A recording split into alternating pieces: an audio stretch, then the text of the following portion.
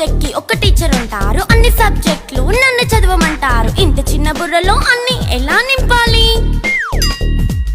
Class work, home work, fair notes అంటారు. Subject కి 3 books పెట్టి బ్యాగ్ నింపుతారు. ఇన్ఫాక్ట్ నా బరువు కన్నా నా బ్యాగ్ బరువే ఎక్కువ.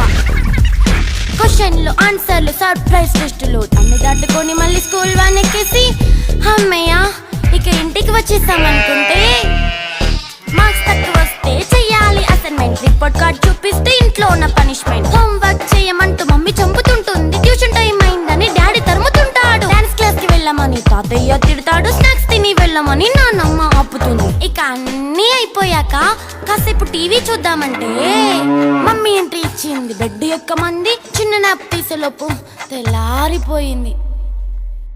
అయ్యో మళ్ళీ మొదలు ఈ స్కూల్ కష్టాలు. ఇక